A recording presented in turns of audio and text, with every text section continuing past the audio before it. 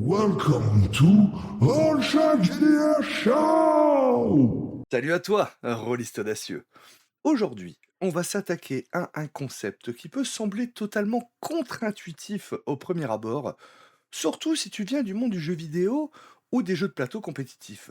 Le play to lose. On va voir ensemble pourquoi, parfois, la meilleure chose qui puisse arriver à ton personnage, c'est de lamentablement échouer.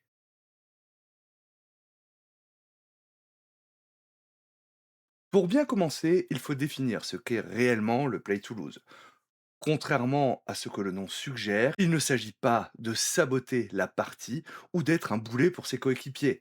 C'est une posture narrative où le joueur ou la joueuse accepte, voire recherche l'échec ou la tragédie pour son personnage parce que cela sert l'histoire. C'est passer d'une mentalité de joueur qui veut gagner un défi à une mentalité d'auteur qui veut une scène mémorable.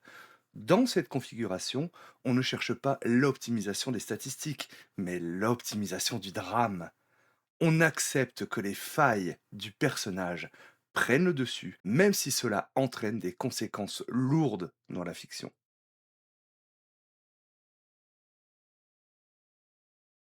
L'avantage majeur de cette approche réside dans la profondeur émotionnelle qu'elle apporte à la table. Un personnage qui réussit tout est souvent plat, alors qu'un héros qui s'effondre sous ses propres contradictions devient instantanément humain et mémorable. Le Play to Lose permet de briser la routine du cycle combat, victoire, loot, pour explorer des thématiques plus sombres ou plus intimes. En acceptant de perdre, on retire également une pression immense des épaules du MJ. Le scénario n'a plus besoin d'être une ligne droite vers la réussite. Cela crée des bifurcations narratives imprévues que personne n'aurait pu anticiper, transformant une simple séance en une épopée tragique dont on reparlera des années plus tard.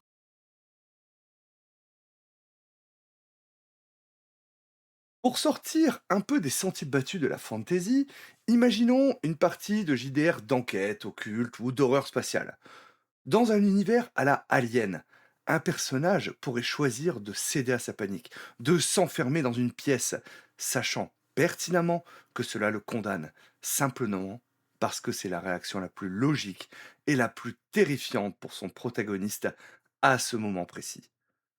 De même, dans un jeu type cyberpunk, un hacker pourrait décider de ne pas couvrir ses traces après un vol de données crucial, non pas par oubli, mais parce que son personnage est arrogant et veut que la corpo sache que c'est lui qui les humilie.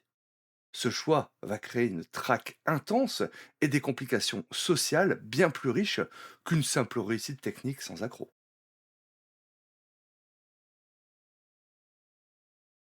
Cependant, le play to lose est une lame à double tranchant qu'il faut manipuler avec précaution pour ne pas gâcher l'expérience des autres.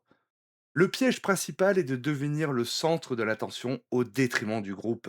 Si ton choix d'échouer entraîne la mort injuste de tous les autres personnages ou bloque totalement l'avancée de l'intrigue, tu ne fais pas un bon jeu narratif. Tu es juste nuisible. Il faut également éviter de tomber dans le pathos gratuit ou l'autodestruction systématique, ce qui rendrait ton personnage lassant et prévisible. Le bon play to lose doit toujours être consenti, au moins tacitement, par le reste de la table. L'échec doit enrichir le jeu de tout le monde, pas seulement le tien.